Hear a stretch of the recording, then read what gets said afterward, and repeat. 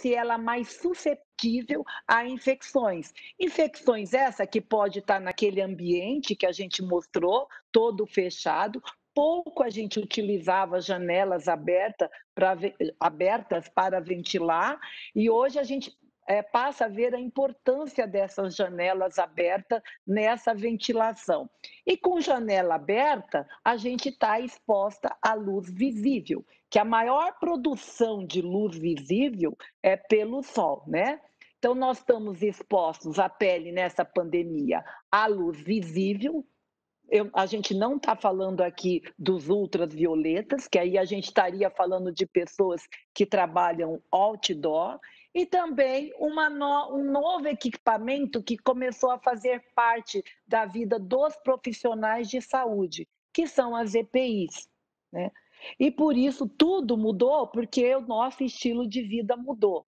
Eu passei a me expor muito mais à luz artificial do que eu me expunha antigamente. Então, um período muito maior eu voltar. E também passei a utilizar EPI, eu também faço cirurgia, mas passei a utilizar, a gente só utilizava a máscara quando a gente estava num centro cirúrgico ou numa UTI. E na minha área, por exemplo, nem se utilizava máscara numa consulta. Hoje se utiliza essas máscaras todo o tempo.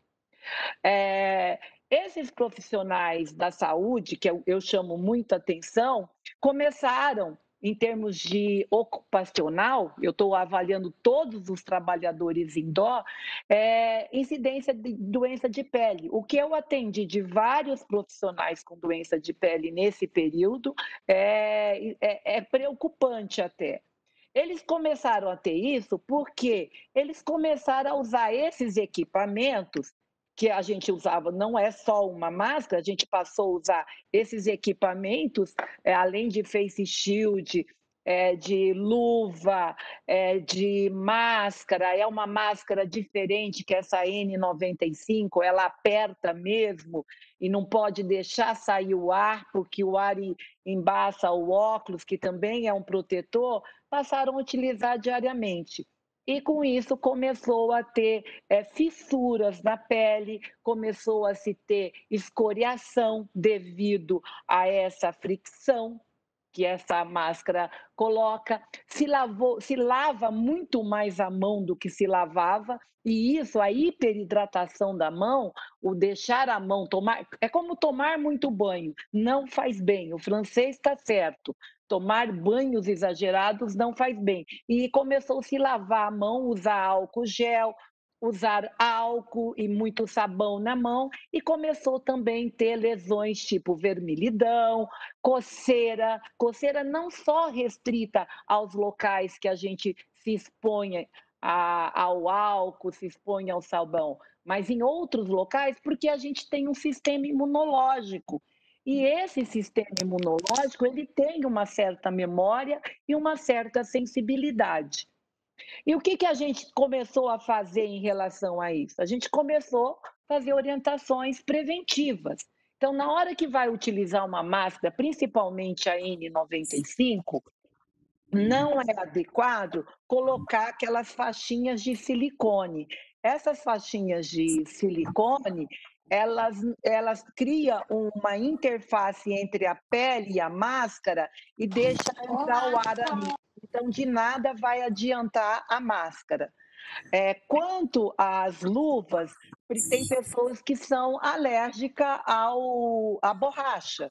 Então, isso também a gente orienta. Quanto à lavagem de mãos, a gente orienta a uma hidratação noturna, tanto da face quanto das mãos, justamente para aguentar no dia seguinte.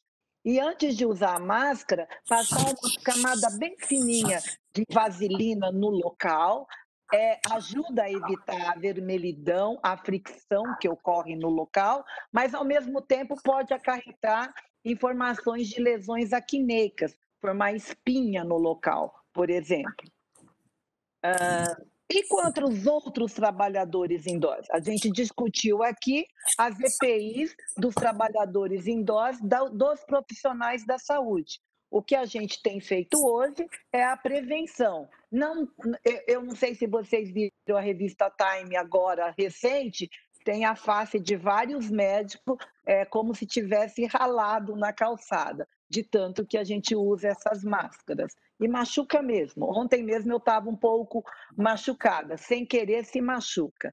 Quanto aos outros trabalhadores indoors, de repente a gente tinha um celular, uma televisão, e a gente acessava um ou outro. E com a pandemia, são várias luzes que chegaram até a gente, né? É da televisão, é do iPad, é do celular, é de 2 celulares, e tudo isso começou a chegar até a gente. E esses dispositivos eletrônicos têm umas luzes, né, que a gente chama de luz azul, principalmente devido a esse comprimento de onda, de 400 a 490 nanômetros, e essa luz tornou-se, começou-se a questionar se ela poderia fazer mal ou não ao indivíduo, e no que ela faria mal. Eu vou me restringir aqui, nós temos um oftalmologista, apenas às alterações de pele, né? E aí vem aquela pergunta: já que eu estou tão exposta a esses materiais tecnológicos, né, a esses dispositivos tecnológicos, será que isso pode causar danos à minha pele? Então, para entender melhor isso, a gente tem que entender que a radiação solar, ela é a principal fonte de luz visível. E se meu olho enxerga um amarelo, um vermelho, um azul, isso é um mero artefato, porque é minha interpretação. É o objeto que emana a cor, não é a cor, o meu olho interpreta essa cor. Então isso é muito interessante. A luz que vem do sol, ela é branca, ela é transparente, e a hora que ela chega no objeto, ela vai refletir e ela vai dar a cor que eu vou enxergar. Por isso que muitas vezes a gente não combina, e às vezes algumas pessoas não enxergam a mesma cor que a gente.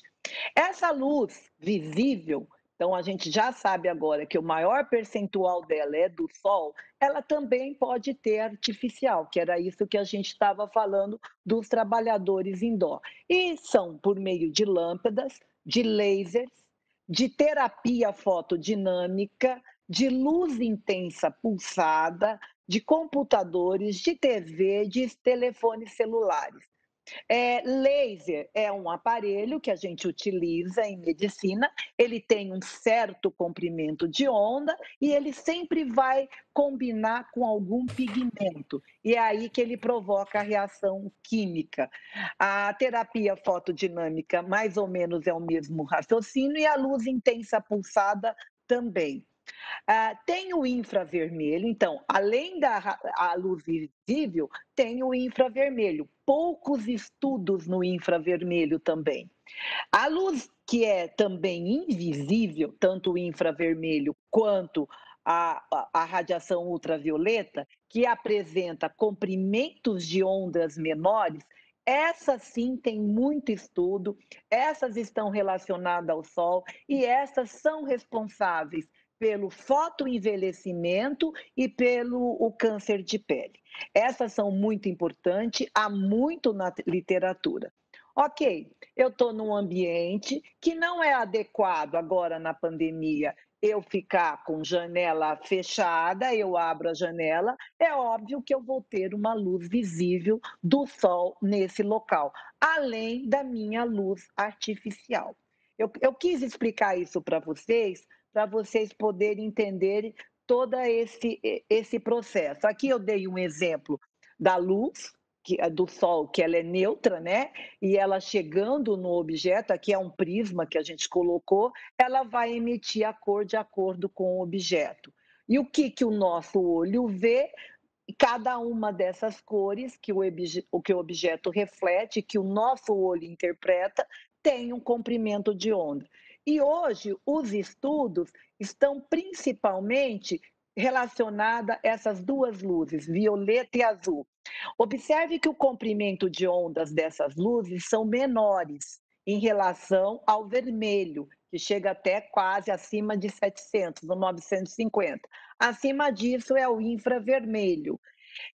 Hoje, por quê? Porque aqui tem o ultravioleta A, que a gente mostrou, ele chega num comprimento de onda até de 350, 390. Então, há uma mistura do ultravioleta A de onda de comprimento maior em relação com o ultravioleta, com o violeta e o azul.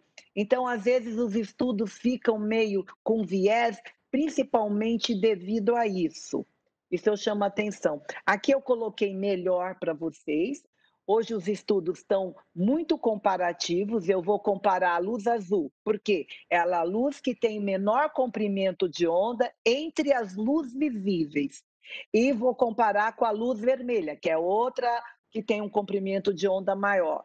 A luz azul, ela tem um comprimento de onda muito próximo do ultravioleta A, e o ultravioleta A, às vezes, está mesclado nessa luz azul. Em vários estudos, a gente observa esse viés que ocorre.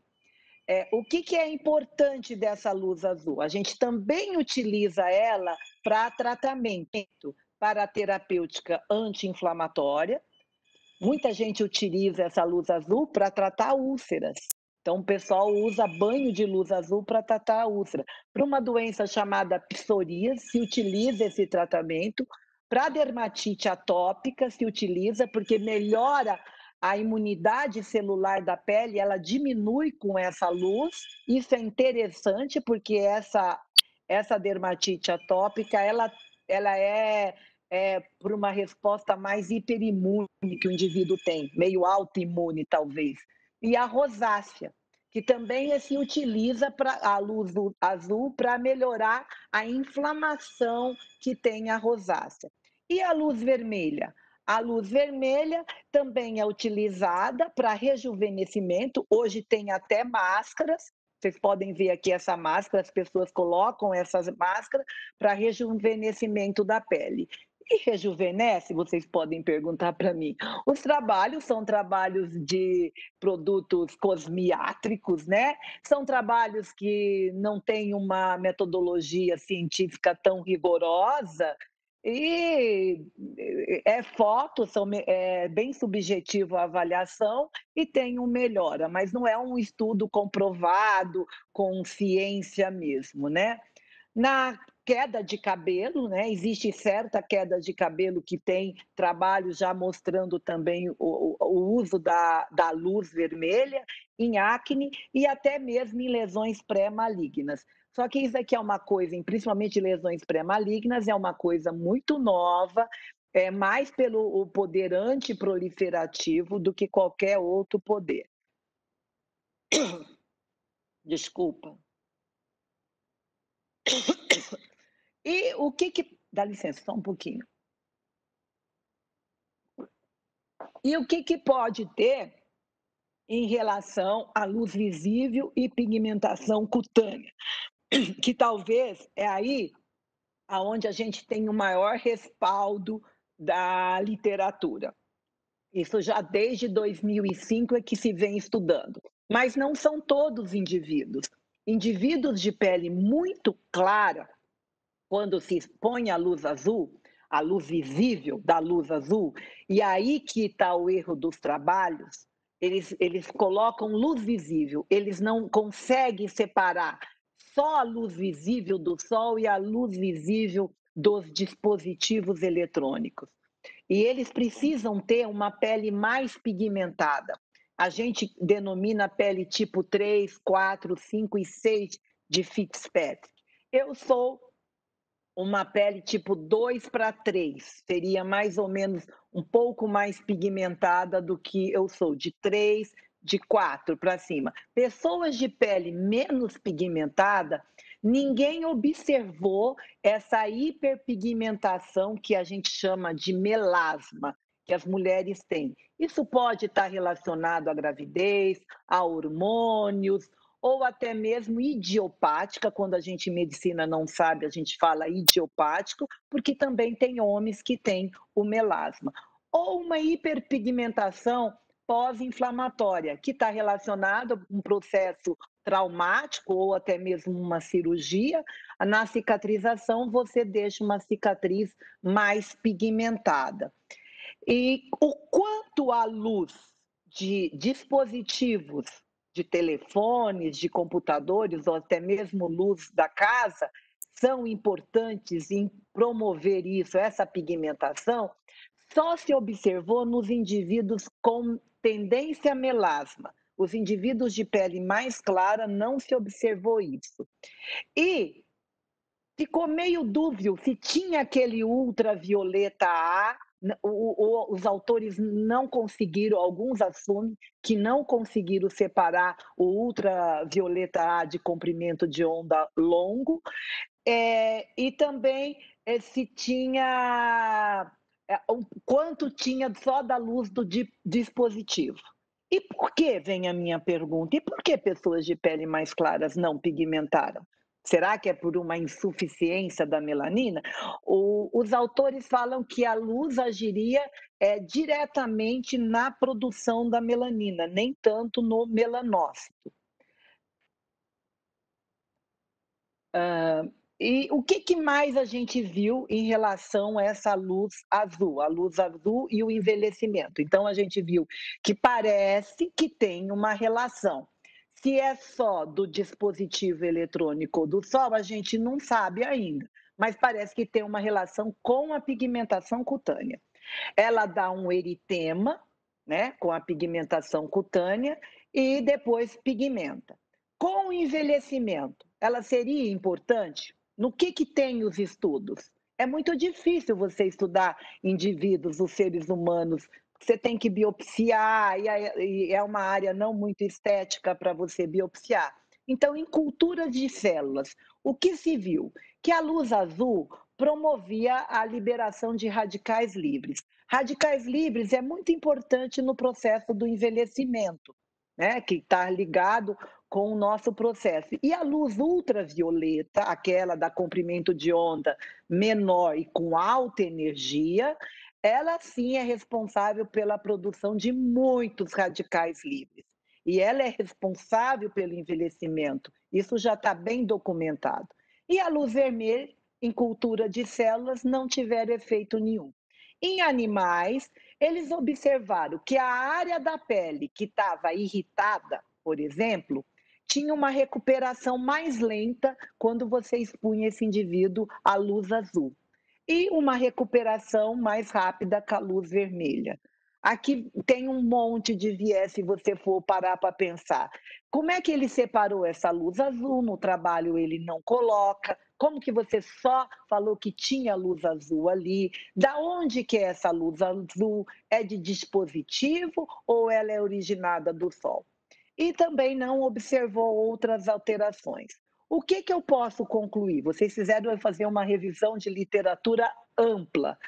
Eu posso concluir para vocês que a luz visível, o que tem na literatura, mas alguns trabalhos têm alguns viés, ela reduz a produção do colágeno e aumenta a secreção de metaloproteinase. Mas se isso vai te levar ao envelhecimento e o quanto isso é responsável pelo seu envelhecimento, porque não esqueça que a gente vai para o supermercado, a gente vai fazer uma caminhada, não tem muita evidência ainda. Então, os autores até falam que se você permanecer mais ou menos uma distância que eles colocam que não está bem padronizada, até 8 horas, não teria problema nenhum, não teria problema com essas metaloproteinases. Eu não sei em relação ao olho, estou super curiosa de ver em relação ao olho. E sobre os flashes dos selfies? Porque hoje se tira foto em qualquer momento, em qualquer circunstâncias, né? Pessoal antigo bem menos, mas os mais novos. Eles acreditam, isso é uma coisa de um artigo agora de 2020, que se tiver esse flash nos smartphones com a luz de LED, né, vai talvez seja um método eficaz até para ser um protetor contra essa luz azul. Mas protetor do quê, né? Se essa luz azul ela não é tão exposta. A gente nem sabe se ela realmente é responsável. Esse outro slide é um slide que eu vou dar uma atenção especial e que eu atendo muitos pacientes que trabalham indoor, ou pacientes, ou alunos, estudantes meu, isso aqui mesmo é um estudante, e que acontece essa patologia chamada, essa doença chamada eritema ab igni. Isso está muito relacionado com o uso de computador no colo ou senhoras que chegam no meu consultório que guardou, foi fazer uma caminhada e guardou o celular na cintura e teve contato com a pele, ou o celular até na região mamária. O eritema é uma dermatose reticular, né? Que ocorre após uma exposição prolongada. Ele estava antigamente mais relacionado à radiação infravermelha, que eu coloquei até o exemplo aqui para vocês dessas radiações infravermelha. Hoje nem se usa essas luzes incandescentes, é tudo LED hoje em dia, né? Mas que não provoca uma queimadura, porque ele chega numa temperatura entre 43 e 47 graus Celsius, mas que ele provoca, a gente chama isso em dermatologia, um livedo, parece uma rede. Se vocês observarem, há essa pigmentação eritematosa querendo formar uma rede. E forma isso daqui, demora para ir embora esse eritema. Você tem que entrar com anti-inflamatórios para ver se você consegue. Em climas frios, os indivíduos, tem alguns indivíduos que fazem muito isso, só por causa da diferença de temperatura. E agora, com notebook e smartphones. Isso é motivo de consulta muito frequente na dermatologia, e por incrível que pareça, nessa pandemia, eu vi muito aluno com essas lesões, principalmente em coxas, e tive alguns casos do smartphone. O pessoal quer sair, não quer levar bolsa e coloca o smartphone em contato com a pele. Ai, desculpa, eu não... é isso. E o que eu posso deixar de mensagem para vocês, né? Em resumo, de toda a literatura que eu levantei, as informações são muito limitadas em relação à pele. Lembrar que o que mais tem de evidência, mas mesmo assim eu ainda tenho algumas perguntas, é na pigmentação cutânea em quem já tem uma predisposição, pessoas de pele mais pigmentada. Mas os indivíduos de pele menos pigmentada, ninguém se observou esse efeito. A luz visível e a luz ultravioleta podem pigmentar. Muito cuidado com a luz ultravioleta, que é essa luz que a gente sai. Nós precisamos proteger, sim, as pessoas que têm menor produção de melanina. Tem que se proteger realmente do sol. A luz ultravioleta, aquela luz do sol exposta, ela pigmenta mais rápido e ela pode ir embora o bronzeado, que seria o bronzeado. Já a luz visível, ela começa com eritema. O que é o eritema? É um vermelho, e depois, com o tempo, ela se torna castanho. E é mais difícil de você retirar. Aí você pode me perguntar: será que só tem a luz ultravioleta azul ou violeta? É, digo, a luz violeta e a luz azul nessa luz visível? Não sei. Pode ser que tenha uma participação de ultravioleta A de comprimento de onda maior, que o ultravioleta A se divide em dois comprimentos de onda. E quanto ao envelhecimento? A luz azul provoca estresse. Mas será que esse estresse oxidativo, a produção dos radicais livres, é realmente só provocado pela luz azul? O estresse do dia a dia que a gente sofre também não pode levar a esse estresse oxidativo? Teve metodologia suficiente para avaliar isso? Não, os trabalhos não são tão bem elaborados em termos de metodologia. A luz ultravioleta causa dano ao DNA, isso sim, os trabalhos da ultravioleta são muito bem elaborados. A luz visível não causa dano direto ao DNA, isso significa não há possibilidade até o momento de provocar um câncer, uma neoplasia. A luz ultravioleta, principalmente, ou qualquer outra luz ultravioleta, causa aumento de alguns fatores inflamatórios que a gente usa, que são nosso sistema de defesa, que são o fator de necrose tumoral, as interleucinas e esse gene responsável para a gente, o nosso fiscalizador ou supressor de tumor, que é um gene chamado P53. Já a luz visível não altera esses genes, nem essa interleucina e nem esse TNF. As pesquisas da luz ultravioleta, da luz visível e de ultravioleta são diferentes. A luz visível não são tão avançadas, metodologias não são adequadas, já a luz ultravioleta, sim.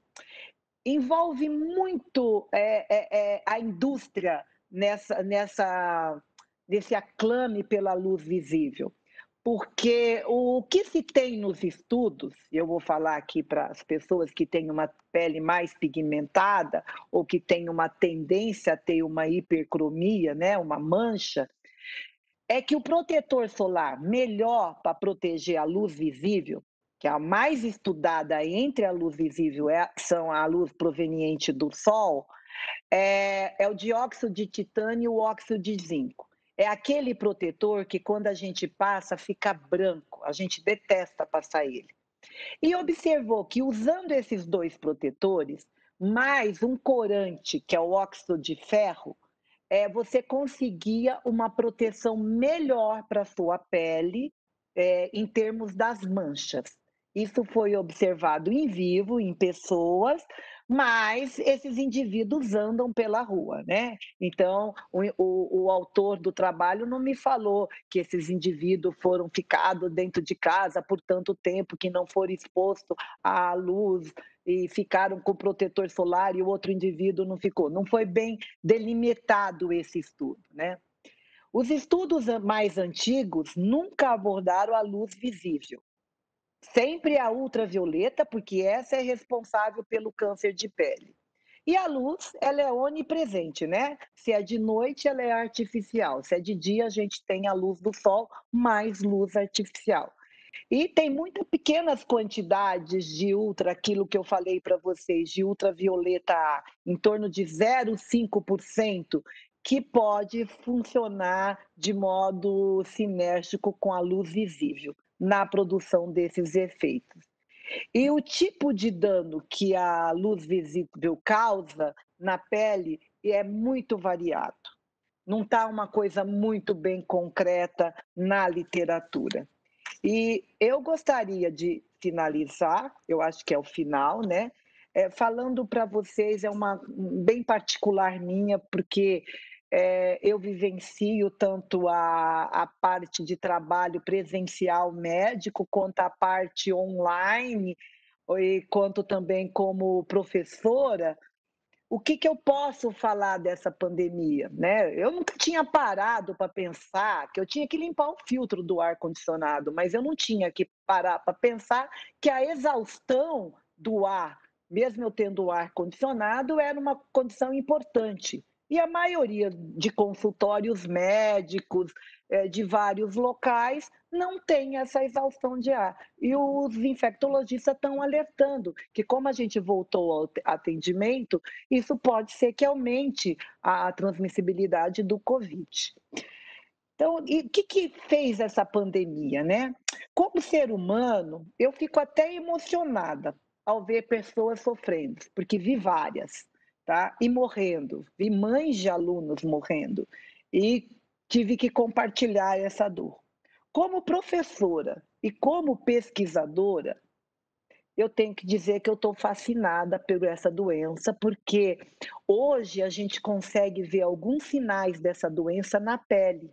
Ela manifesta, e eu posso predizer por lesões que ocorrem inicialmente do Covid na pele, se vai ter um prognóstico um pouquinho melhor ou não.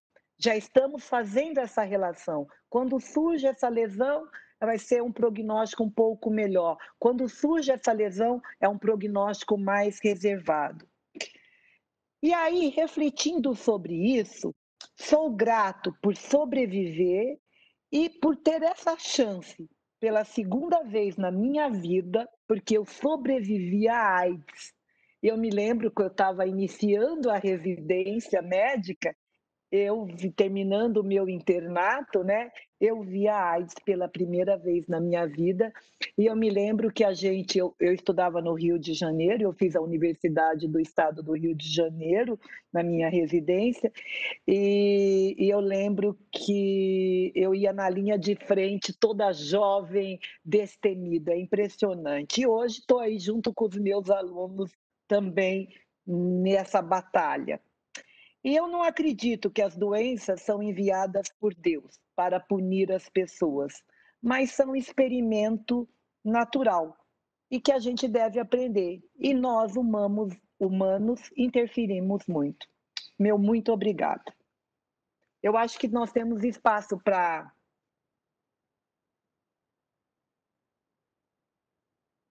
o debate, né? Nós vamos deixar as perguntas e o debate ao final, doutora Samira. Ah, tá bom, tá bom. Tá? Eu vou ter que parar. Dos três palestrantes. Se a senhora puder ficar até o final das palestras.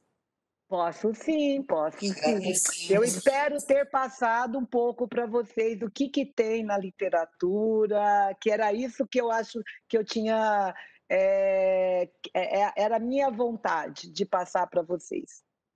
Excelente palestra, nós vamos retomar.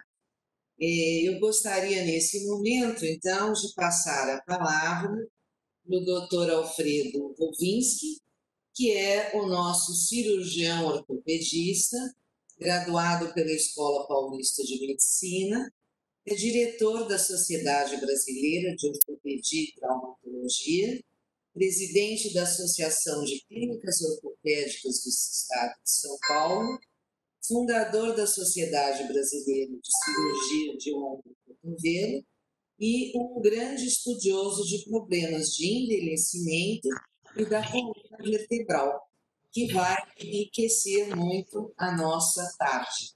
Com a palavra, doutor Alfredo. Muito obrigado. Eu agradeço a oportunidade que deram para nós podermos trocar algumas ideias. O que eu vou falar é um pouco para que a gente pense também nos problemas, não só na prevenção, mas no que acontece com o aparelho músculo-esquelético na pandemia, com a nova forma de trabalho, fora dela também, e as questões ergonômicas que ocorrem, que a gente pode falar um pouco sobre elas também. Quando nós falamos de patologias que ocorrem na forma nova de trabalhar, e especialmente num ambiente mais descontraído, que é o home office,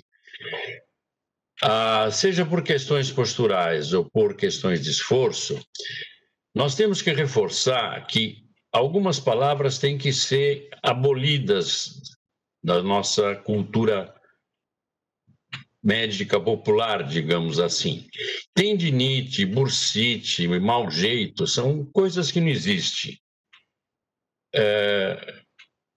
Esses são termos que o populacho diz, mas tecnicamente tendinite e bursite não quer dizer nada.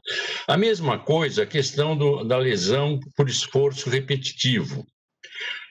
Esse conceito é um conceito antigo que acabou. Hoje o que nós temos que saber é quais são realmente as estruturas anatômicas que estão envolvidas no problema, e isso nem sempre é muito fácil. A questão ergonômica, eu não vou abordar muito, porque apesar do esforço que todas as empresas e instituições fazem para deixar o ambiente de trabalho o mais adequado possível, os problemas continuam a acontecer estatisticamente e isso vai ser entendido o porquê durante o que eu vou falar.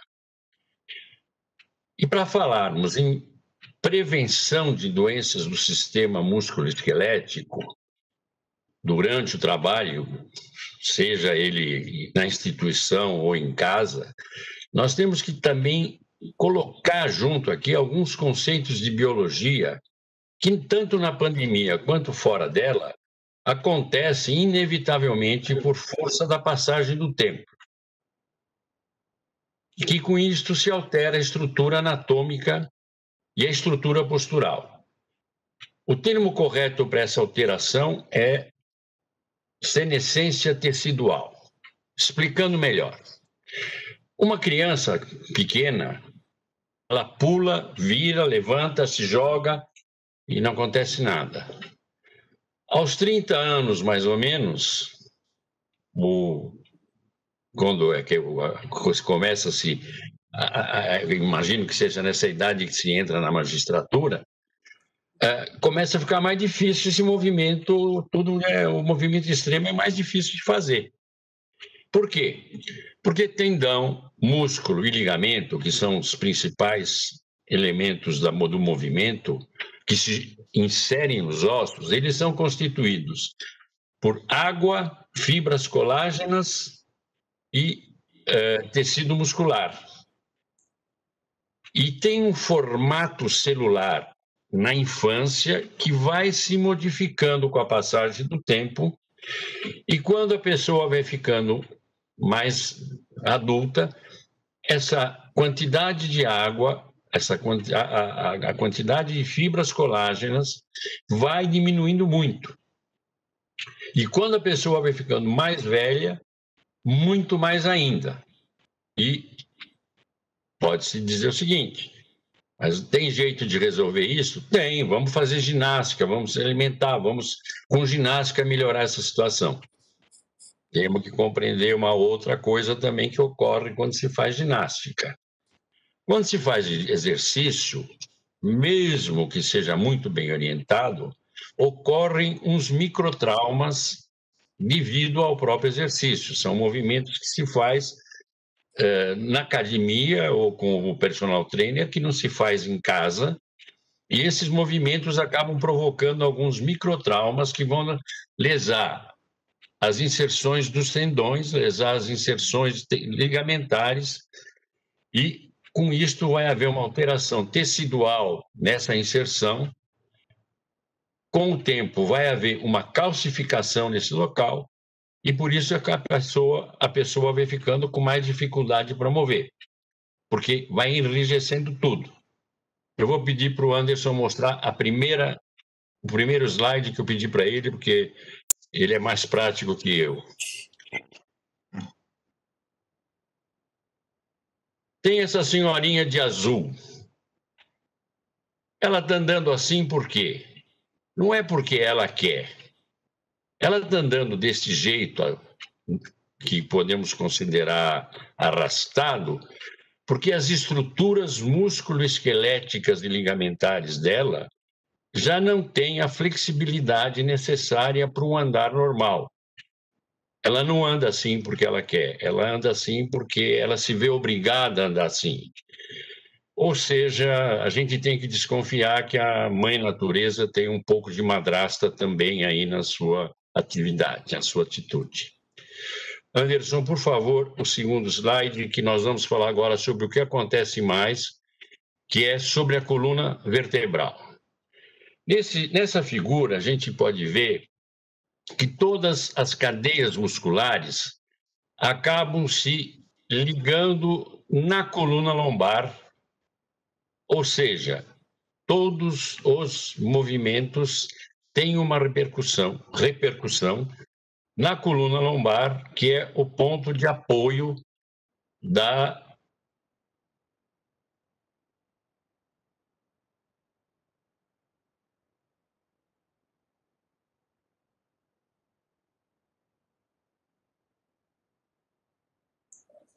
Doutor Alfredo, por favor, o senhor desligou o microfone. Obrigada. Espera aí que eu estou tentando aqui.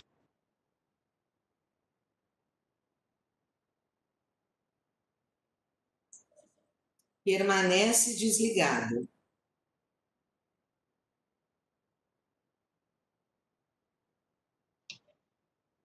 Estão me ouvindo?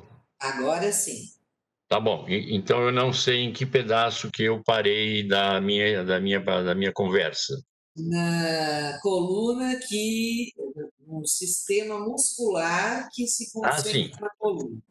Então continuemos.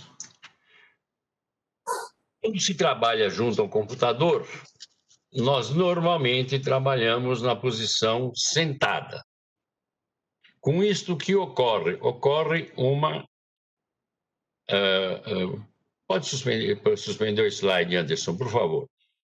Ocorre que há uma coisa... Um minuto que eu já peço esse slide. Pode deixar esse slide aí.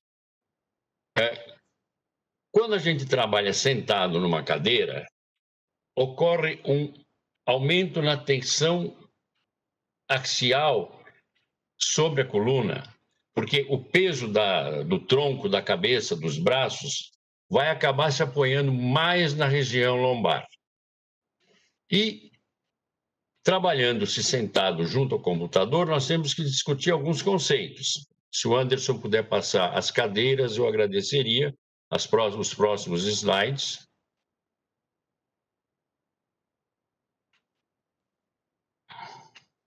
Tem esta cadeira, é um tipo de cadeira. Há outro tipo de cadeira, o próximo slide, por favor. Que também é uma cadeira. O próximo slide, por favor, Anderson. Isso também é uma cadeira ergonômica, moderna. O próximo slide, por favor, Anderson. Mas isso também é sentar. De onde se conclui que existem várias cadeiras e vários modos de sentar. O próximo slide, por favor. E aqui nós temos uma situação em que a mesma pessoa está sentada à direita, de uma forma bastante ergonômica, com o computador ajeitado, e à esquerda ela está sentada de uma forma errada, mas que normalmente ao se trabalhar com o computador, a gente vai acabar trabalhando nessa postura. Então, o que ocorre?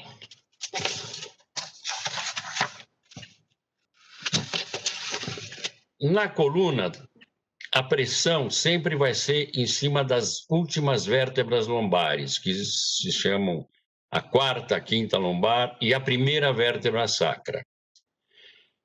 O peso que vem da cabeça para baixo até a coluna, ele aumenta a pressão sobre a coluna e também as vísceras todas que existem no tipo fígado, intestino, pâncreas, etc., estômago, tudo isso também tende a ir para trás, e isso indo para trás, vai mesmo para trás, porque a musculatura abdominal não deixa ir para frente, ela tem uma certa resistência. Então, ocorre uma sobrecarga de peso naquelas 3 vértebras que eu falei recentemente, que é a quarta e a quinta lombares e a primeira sacra, e isso tudo faz com que haja uma pressão que empurre tudo para trás e aí empurra a medula, as raízes nervosas e começa a ter aquela famosa dor nas costas. Se o indivíduo continua trabalhando sentado numa posição incorreta ou até mesmo correta, vai havendo um aumento dessa pressão e começa a se romper a estrutura que se chama o ânulo fibroso, que é o que segura o disco, que o disco intervertebral, ele tem uma consistência assim de uma pasta de dentes, é um pouquinho mais duro que uma pasta de dentes. Esse ânulo fibroso se rompe e começa a encostar mais ainda nas partes nervosas, e aí começa a vir aquela dor que vai para a nádega.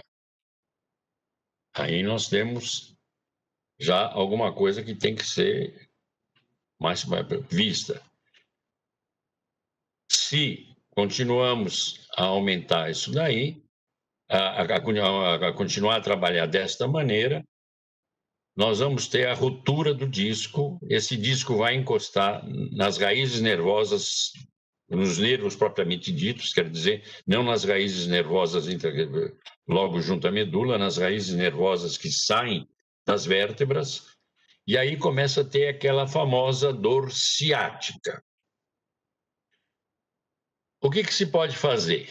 Então, o primeiro conselho, em termos de prevenção, é não ficar sentado muito tempo.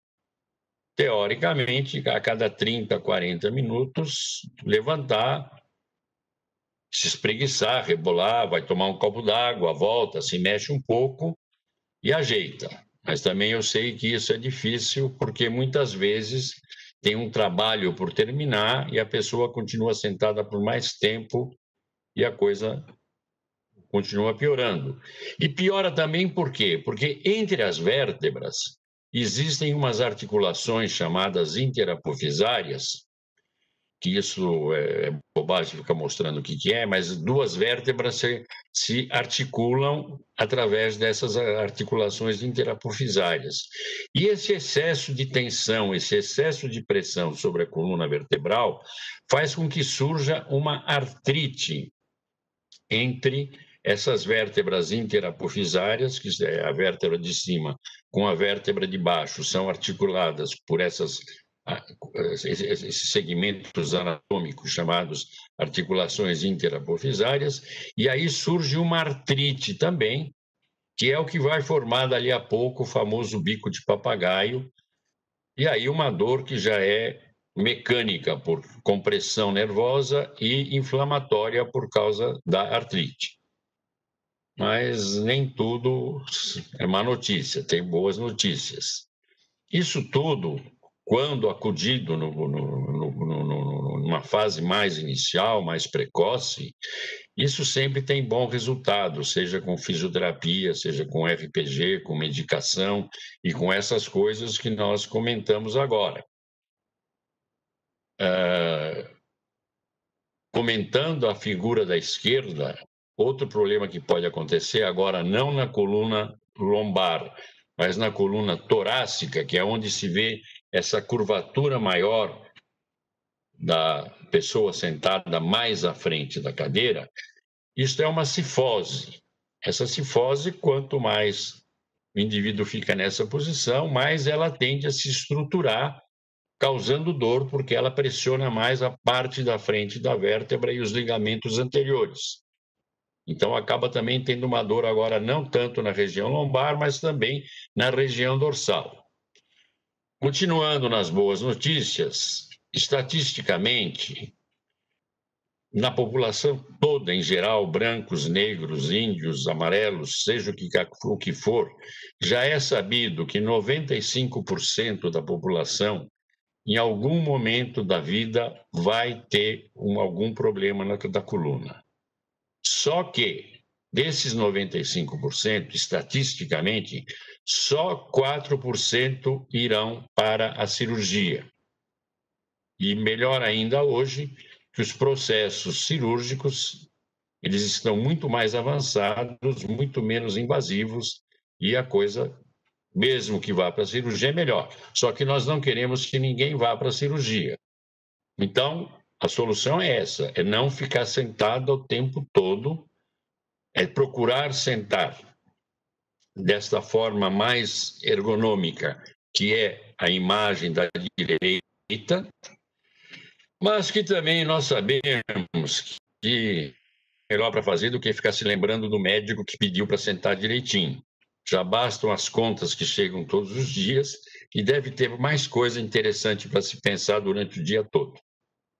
Então, de um modo geral, as coisas da coluna são essas, e a gente tem que falar também ainda, para finalizar a questão da coluna, a questão do alinhamento vertebral, seja no sentido anterolateral, no sentido anterior ou no sentido de perfil. No perfil é a cifose, essa figura da esquerda. E a escoliose, que não tem figura para mostrar, é a coluna que é curvada. O que nós temos a dizer em relação aos trabalhos junto ao computador é o seguinte: nenhuma situação desse tipo de trabalho leva a um desvio na coluna. O desvio na coluna, se a pessoa tem, vai fazer com que ela sinta mais dor a depender da posição que ela tenha. Porém, os desvios são de ordem congênita. A pessoa já nasce com o desvio, está carimbada. Dependendo de como ela se posiciona para trabalhar, vai ter mais dor. Mas nenhum trabalho vai dar desvio na coluna se a pessoa não foi carimbada geneticamente para ter o problema.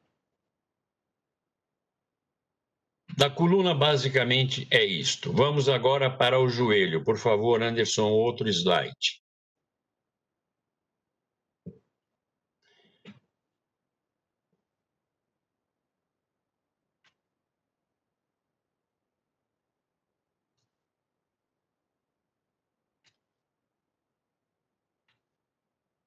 O Anderson está me ouvindo?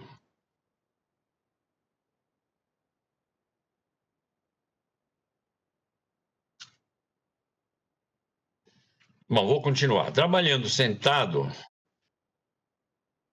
É o próximo, Anderson, por favor. O outro, esse daí. O do esqueletinho. Trabalhando sentado, claro que não estamos fazendo nenhum grande esforço com os membros inferiores. Mas, se nós olharmos nessa figura, vê que na frente, no que corresponde ao joelho, na frente tem uma bolinha. Esta bolinha é a rótula ou patela. Todo mundo chama de rótula, mas os anatomistas hoje preferem chamá-la de patela. O que ocorre, ficando muito na posição sentado com o joelho dobrado, é que aumenta a pressão entre a rótula e o fêmur. E como a pessoa mexe pouco os joelhos e a nutrição sinovial é o filtrado do sangue que passa para dentro da articulação do joelho ou de qualquer outra articulação. O que ocorre é que, não havendo movimentação, a pressão aí aumenta e há uma facilidade maior para aparecer uma artrite fêmuro-patelar, ou entre a rótula e o fêmur, e um tensionamento do tendão que vai aqui, que se chama o músculo quadricipital, que ele acaba no tendão patelar, à frente da rótula. Esse tensionamento faz com que haja uma tendinite inflamatória, mas que é de fácil resolução. Qual é a solução profilática para isso? Ao se trabalhar sentado no computador, e de preferência de uma forma mais correta, que se coloque um apoio para os pés, com cerca de 20 a 25 centímetros de altura, que peguem os dois pés e a perna, e o joelho, a perna, fique em semi-extensão ou semiflexão, como se quiser chamar, aliviando a tensão que a rótula tem sobre o fêmur. Com isso, a possibilidade de surgir uma artrite é diminuída significativamente. Vamos agora passar ao membro superior. O membro superior tem várias possibilidades. A mais comum é a chamada epicondilite, que antigamente era o famoso cotovelo de tenista. Deixou de ser cotovelo de tenista porque muito mais gente tem esses problemas do que os tenistas. Isto ocorre porque a epicondilite, que é uma dor na extremidade distal do cotovelo, tanto do lado medial quanto do lado lateral.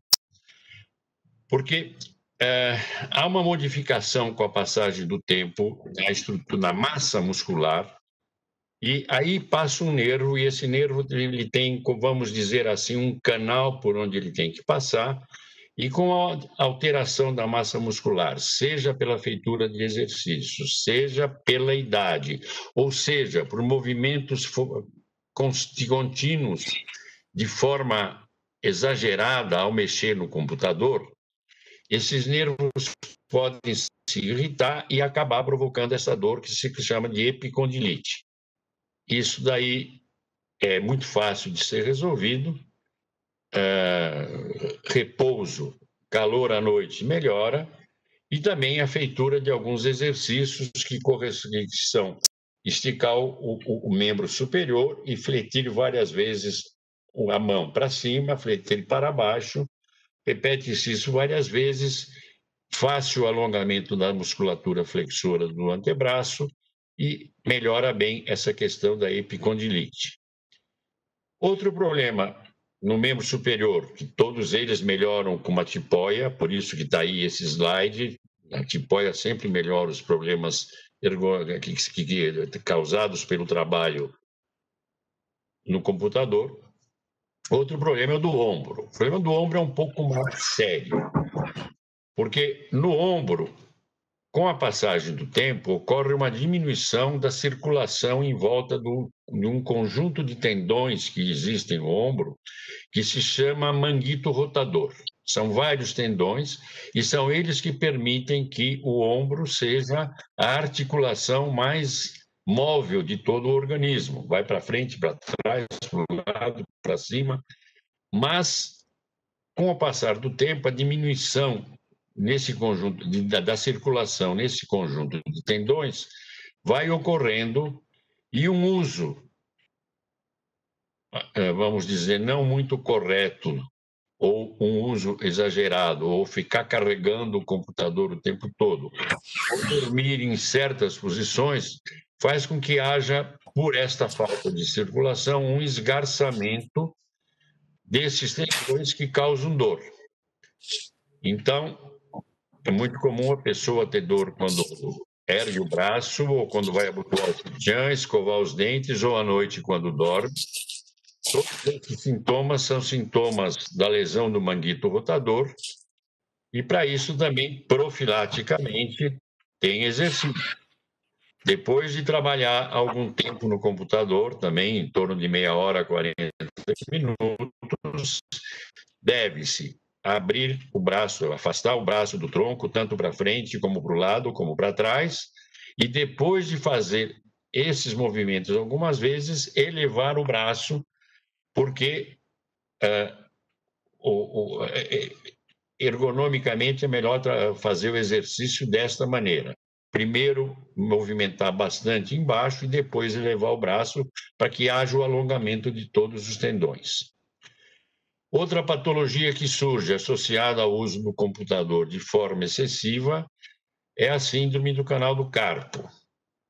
A síndrome do canal do carpo atinge um pouco mais as mulheres porque ela se deve a uma alteração hormonal que faz com que encolha um ligamento que existe entre o punho, os ossos do antebraço e os ossos do carpo, e ele comprime um nervo chamado mediano, mas isso pode ocorrer em homens e mulheres, independente da questão, quando se trabalha muito com os dedos, quando se força demais teclando ou fazendo algum tipo de esforço.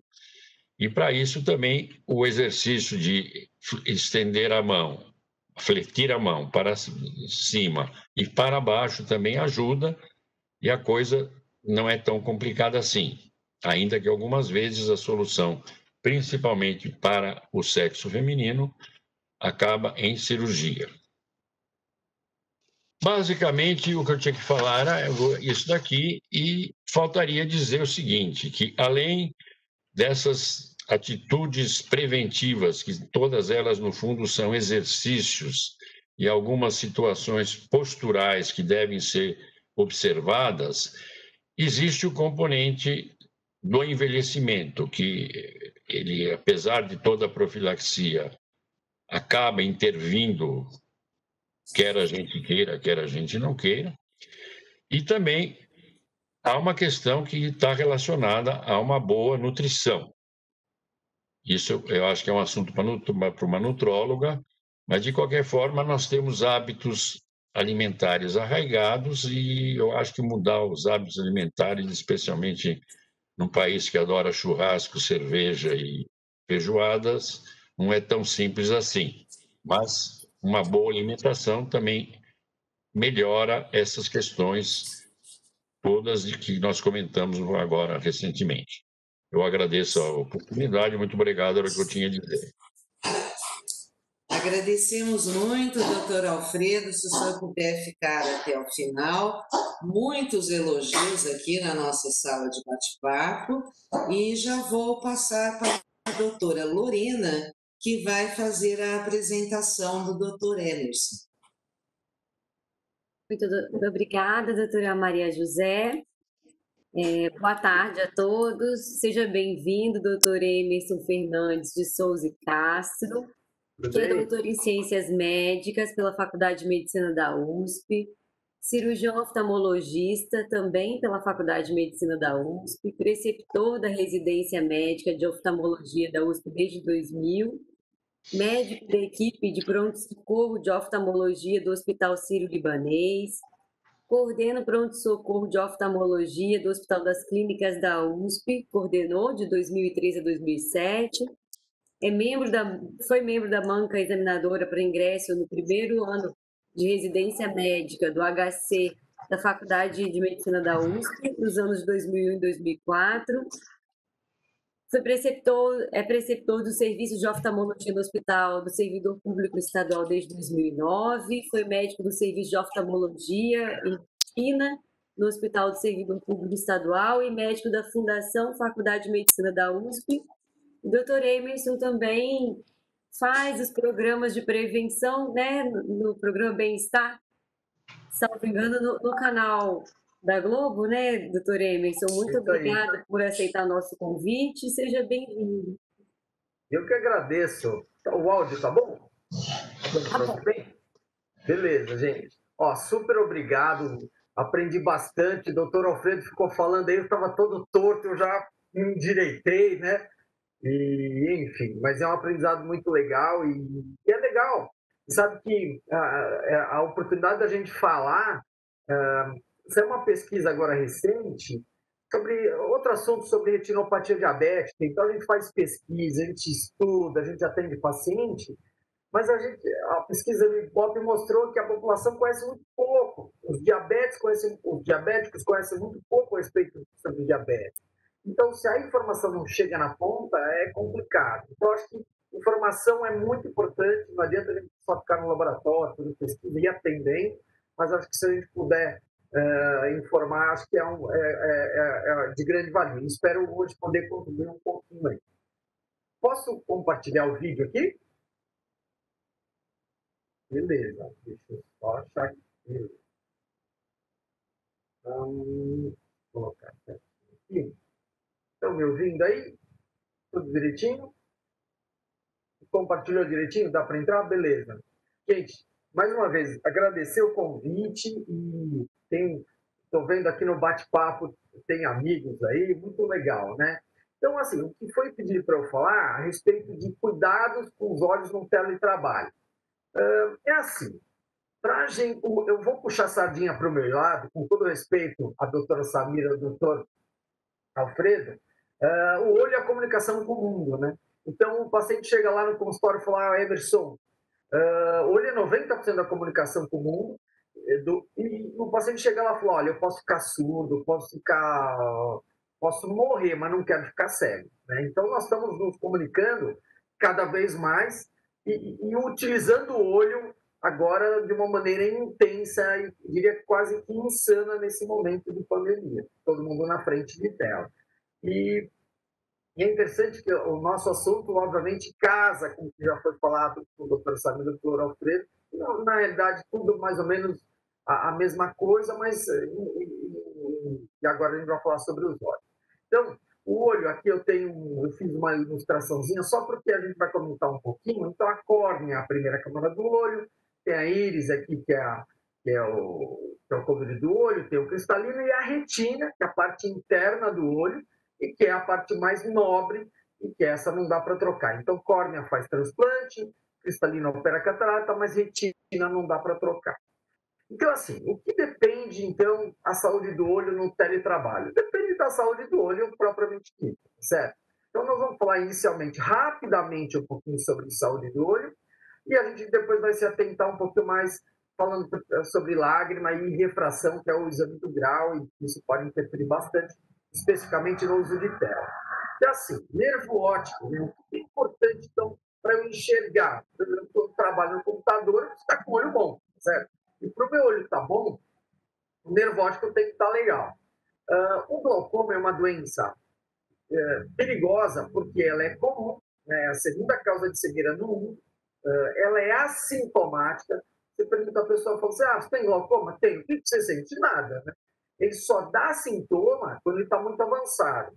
É uma doença que a pressão intraocular é o principal fator de risco, mas o que altera mesmo é o nervo do olho. E o tratamento é muito tranquilo, né? Geralmente com colírio resolve bem. Mas se você não trata o glaucoma, a pessoa pode perder o olho, pode ficar cega. Então, o glaucoma, a gente fica com pena, é judiação o paciente cego por glaucoma, porque é uma doença, na maioria das vezes, é muito simples de diagnosticar, porque você olha o fundo do olho, não tem grandes segredos, e muito simples de tratar, na maioria das vezes, só pinga colírio. E a pessoa perde o olho de bobeira porque não pingou colírio. E insisto, glaucoma, com o passar dos anos, é relativamente comum. É comum depois dos 40, mas a partir dos 50, 60, 70 anos, glaucoma acontece bastante. Então, a primeira coisa, eu quero usar tela, eu quero enxergar. Se você tiver alguma doença no olho, você vai ter dificuldade. Então, o que se recomenda é que depois dos 40 anos, quem olhou uma vez por ano, cada 2 anos no olho, dificilmente perde a visão para o glaucoma, porque o glaucoma, felizmente, na maioria das vezes, ele é lento, ele é leve. Então, é uma doença que geralmente é tranquilo de corrigir. Então, essa é a primeira a mensagem que eu gostaria de passar. Que o glaucoma é uma doença que é tranquilo tratar, contanto que você pegue a tempo. Segunda situação são as doenças da retina. E, obviamente, a gente poderia falar horas aqui, mas vamos falar resumidamente o que eu diria que é mais importante. Diabetes, né, que é muito comum. Então, quem tem diabetes, ficar atento ao fundo do olho, né? Então, geralmente, uma vez por ano, olhar o fundo do olho.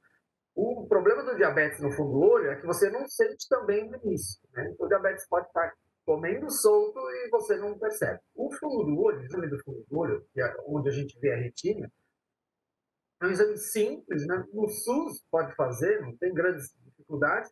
E o olho é interessante, que o olho é uma janelinha do corpo. Então, se o diabetes, por exemplo, é uma doença que altera os vasos.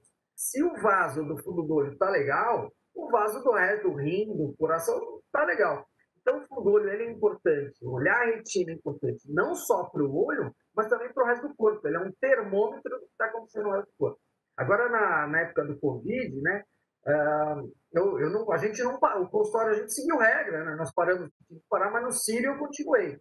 E acabei entrando na UTI do Covid algumas vezes para avaliar fundo do olho dos pacientes, morrendo de medo, mas não peguei Covid. E, enfim, o fundo do olho, por exemplo, numa UTI, você facilita para você olhou o nervo do olho, se o nervo do olho estiver inchado, ele dá dicas de hipertensão craniana. Então, o que eu quero dizer é o seguinte: o fundo do olho, que dá para fazer durante a consulta normal, ele dá dicas não só do olho, mas de outras partes do corpo. Pegando esse gancho, então, a retina pode ter um monte de problema, tem essas doenças da mácula, degeneração macular relacionada à idade, que a gente não tem muito como prevenir, mas que pessoas mais velhas têm muito mais chance de ter. O que a gente sabe que a alimentação boa, estilo de vida saudável e cuidado com o sol, parece que tem algum efeito na prevenção. E o cigarro é um veneno para a degeneração da mácula. Eu sempre, quando falo de retina, eu falo do olho, eu gosto de falar desses flashes de luz e moscas. Então, para quem é míope, ou mesmo que não seja míope, uma situação que a gente precisa correr em oftalmologia é se algum dia, qualquer um de nós, perceber mancha na visão, como se fossem uns fios de cabelo, e se isso for associado a flashes, como se fossem umas faíscas, isso precisa correr, porque isso pode ser o início de um descolamento de retina. Pegou o descolamento no começo, o tratamento é pequenininho, o laser não precisa operar na maioria das vezes.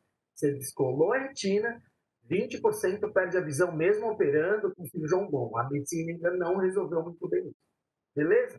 Então, o que nós falamos? Então, para o olho ter saúde, inicialmente, o nervo tem que estar legal e a retina tem que estar legal. E a gente comentou um pouquinho, principalmente do diabético, uma vez por ano, dar uma olhadinha no fundo do olho. Vamos falar, propriamente dito, vamos entrar agora no assunto que a gente tinha que falar, que é o teletrabalho, né? Para trabalhar na frente de tela, a lágrima é fundamental. Aliás, a gente pergunta para o residente, às vezes, qual que é a primeira camada refrativa do olho, a primeira camada que o olho enxerga. Todo mundo fala a córnea, não é a córnea, é a lágrima. Então, tanto é que quando a gente está lacrimejando, todo mundo já lacrimejou, embaça, a lágrima embaça, o excesso de lágrima. E a falta de lágrima, o olho seco, também embaça, né? Embaça, incomoda. Então, a lágrima, e a imagem que a gente colocou aqui, ela tem 3 camadas. Ela tem uma camada oleosa, uma camada aquosa, uma camada de muco. Qualquer alteração nisso daí pode dar problema e atrapalha a visão. Como nós estamos falando de trabalho na frente de tela, obviamente as pessoas têm tido uma tendência a ter olho seco.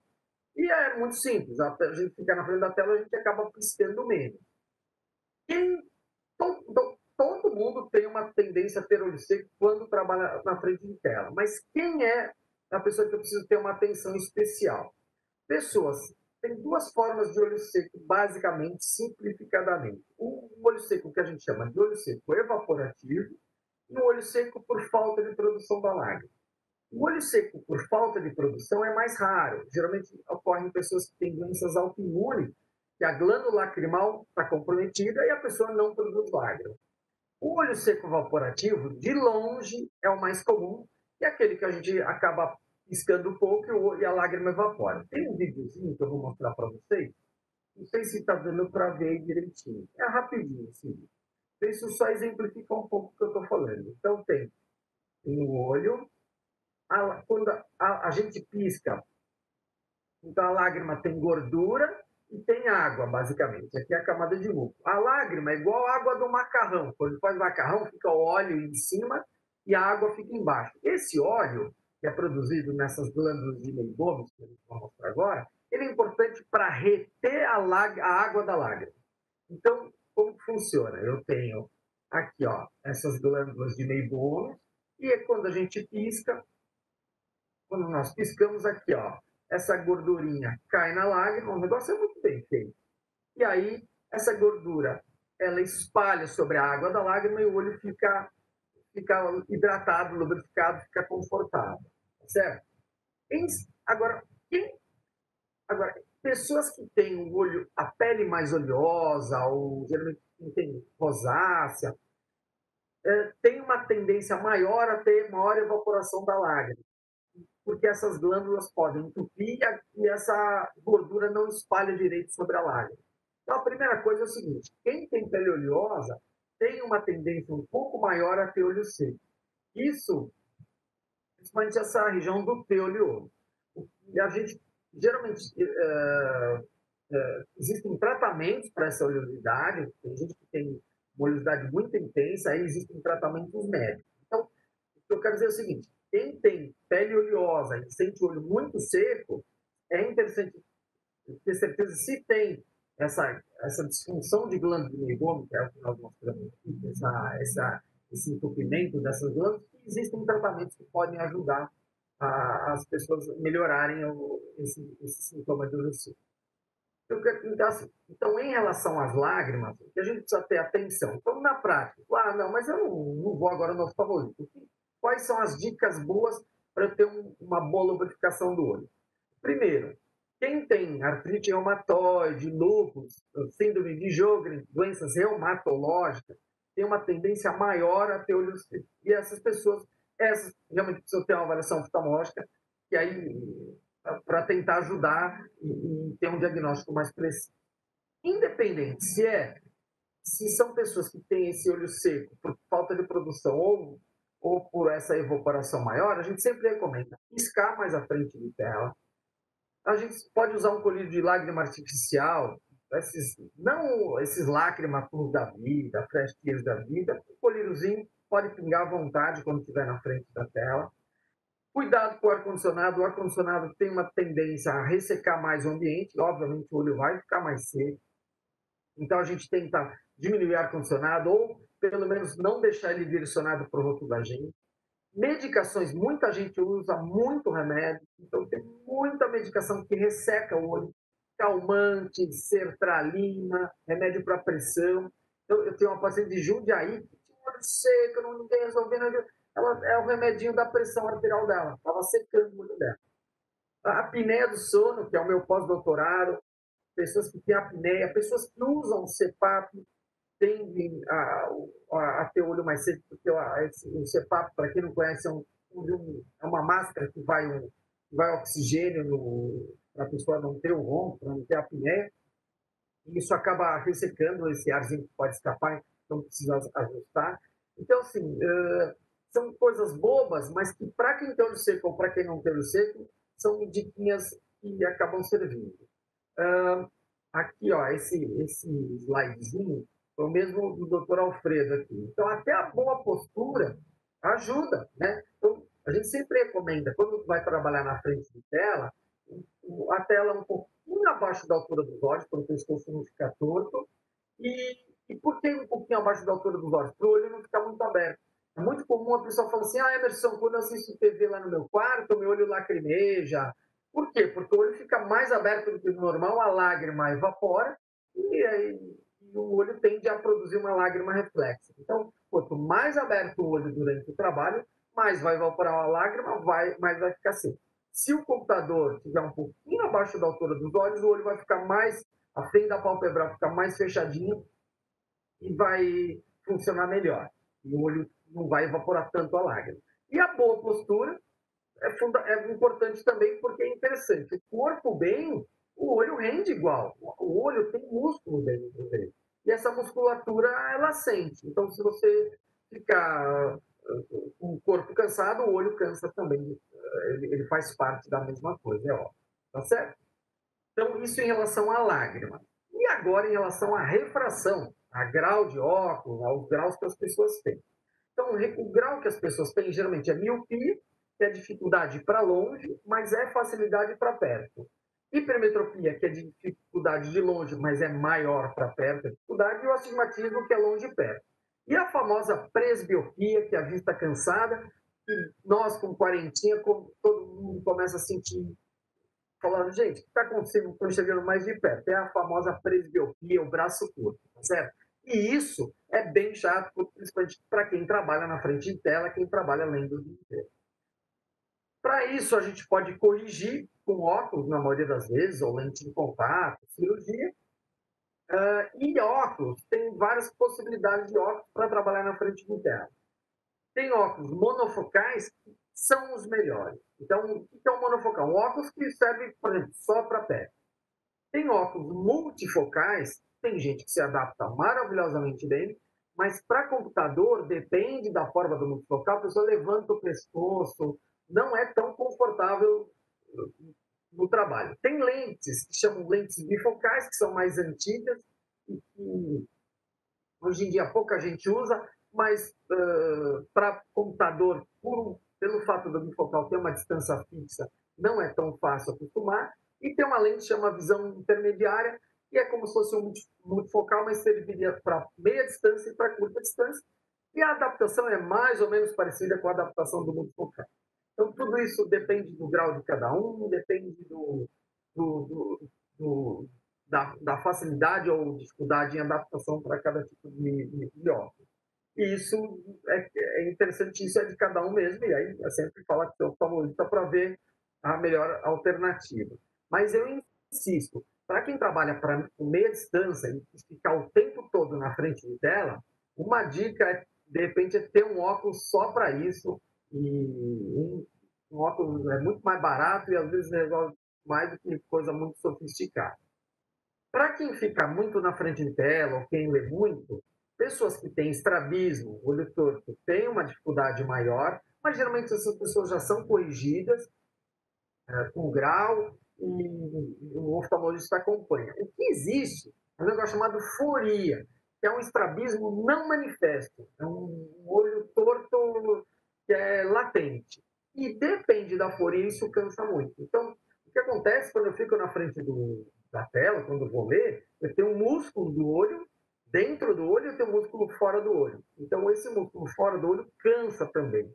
E quem tem essas forias, e aí tem uma chance maior de ter um cansaço maior. E esse cansaço visual, medicina tem nome difícil para coisa simples, ele chama astenopia. Então, quando a gente está com o olho cansado, que é o que todo mundo está reclamando nessa pandemia, né? Todo mundo fica em tela, essa chateação, e está todo mundo com o olho cansado. E aí, Emerson, tudo bem, falou de grau, falou de olho cansado, e aí, o que eu faço para isso? Tem um monte de coisa. Além da primeira coisa, por exemplo, isso em criança é muito comum, né? A criança começa a ter dor de cabeça na pandemia, atenderam um monte de criança que começou a ter dor de cabeça, nunca teve nada. Você vai ver, tinha um grau que não era muito alto, o músculo do olho compensava bem, e agora, com a utilização do olho de maneira insana, o músculo do olho já não compensa mais, começa a ter dor de cabeça, e a gente precisa passar um grau que, num passado recente, a gente não passaria. Né? Um grau que a criança corrigiria fácil, com a musculatura do olho, e hoje já não corrige tanto. O adulto é a mesma coisa. Então, primeira coisa, você, se está tendo algum desconforto, avaliar o grau. Né? É a primeira coisa que a gente vê. E aí tem algumas alternativas de lentes. A doutora Samira comentou muito sobre luz azul. Luz azul está meio na moda. Existe, eu acho, um apelo meio da indústria sobre luz azul também. É uma meio forçação de barra. Agora, o filtro da luz azul, quando você serve, ele serve teoricamente para proteger a luz azul e sair da tela. O problema da luz azul no olho é um problema teórico e é um problema que alguns estudos mostram problemas em células, mas em gente ninguém provou esse tipo de alteração. A luz azul ela entra fácil dentro do olho, ela difunde fácil. Então, em tese, ela tem um poder de causar algum problema para a retina, mas isso realmente só em células mesmo. Então, você vai na ótica, você chega lá na ótica, olha, temos uma lente, você quer fazer um óculos para perto, o moço da ótica, olha, temos uma lente, um filtro para luz azul, e agora temos uma lente com sílica do Mar Negro, um negócio, é assim, filtro para luz azul até é confortável de usar, mas assim, não é uma coisa que vai fazer grandes diferenças do ponto de vista médico, quer dizer, eu estou prejudicando o meu olho. A luz azul, ela estimula você ficar acordado. Você, por exemplo, você vai usar o seu celular antes de dormir. Então, em tese, a luz azul inibe a melatonina e teoricamente, você usar muito o dispositivo eletrônico próximo de dormir, essa inibição da melatonina pode te atrapalhar o sono. Eu diria que isso é verdade, mais do que o negócio da melatonina, é você olhar o e-mail, o seu cérebro ficar desperto, né? Então, a gente sempre recomenda tentar, na medida do possível, se afastar de dispositivo eletrônico antes de dormir. Lentes anti-reflexo, hoje em dia, é interessante. O anti-reflexo ele serve mais para outra pessoa conseguir enxergar o seu olho. O anti-reflexo é mais para óculos de longe, né? Super importante, distância e altura do monitor, a gente tinha comentado, o monitor do computador um pouquinho abaixo da altura dos olhos e uma distância não muito próxima, porque quanto mais próximo eu ficar do meu monitor, mais o músculo do olho vai fazer esforço e mais cansaço eu vou ter. Tem uma regra que eu gosto de falar sempre nos meus pacientes, que é a regra do 30-30-30. Então, o que é a regra do 30-30-30? A cada 30 minutos que eu fico na frente da tela, eu paro 30 segundinhos e olho para 30 metros de distância. Eu falo, isso é a coisa mais ridícula do mundo. A gente, às vezes, se empolga com o que está fazendo e não para. E essa regra do 30-30-30, no fim do dia, faz diferença. Então, eu falo isso para adulto, para criança. Faz uma pausinha, tenta descansar um pouco, isso no fim do dia pode facilitar bastante. E ainda mais agora, em época de pandemia, para adulto, para criança tudo fazendo aula online, faz aula online de manhã, inglês online à tarde, daí vai ficar jogando videogame no resto do dia. Então, em relação à refração, tem um monte de coisa que a gente pode falar, e depois a gente pode discutir algumas coisas, mas basicamente é isso. Então, o que eu gosto de dizer é o seguinte, Do que depende a saúde do nosso olho, ou do que depende a performance do nosso olho? Depende, obviamente, da gente cuidar do olho, mas cuidar do corpo, né? E isso a gente pega gancho com as outras palestras. Então, você vê, o meu doutorado, meu pós-doc, eu fiz na cardiologia. O olho, ele está dentro do corpo, apesar da medicina fica muito compartimentalizada com o passar dos anos, cada um tem um pedacinho de cada coisa, e no fundo as coisas são mais ou menos a mesma. O corpo reage de uma maneira, e se eu tiver, integrado, cuidar da saúde, alimentação, exercício físico, cuidar da nossa cabeça, está complicada na pandemia, né? Todo mundo estressado, todo mundo maluco nessa fase aí, tá certo? E o olho vai junto com isso, né? Então, era basicamente isso que eu queria falar e a gente pode abrir para discussão aí, um bate-papo gostoso aí. Obrigado, viu, gente? Muito obrigada, doutor Emerson. Quantas novidades, pelo menos para mim, que não sou da área e realmente senti com a pandemia uma dificuldade maior com os olhos, né? Estou até usando óculos agora. E é uma alegria muito grande receber cada um dos senhores, dos doutores que estiveram conosco, a doutora Samira, o doutor Alfredo, o doutor Emerson. A ideia do trabalho seguro realmente é essa, de proporcionar para todos nós uma informação que nos permita ter um trabalho de maior qualidade, com menos impacto na saúde. Então, eu passo a palavra à doutora Maria José Miguetti, que é a nossa diretora da EJUD, nossa parceira desde o ano passado, né, doutora? Muito obrigada pela oportunidade também de montar esse curso em parceria com a EJUD pelo Programa do Trabalho Seguro. Doutora Lorena, eu acredito que essa noite foi muito especial. 3 palestrantes de altíssimo nível, os elogios no bate-papo, assim, constante. Tivemos vários desembargadores, juízes, funcionários de várias áreas de São Paulo e fora de São Paulo assistindo e é claro que nesse momento todos nós aproveitamos muito.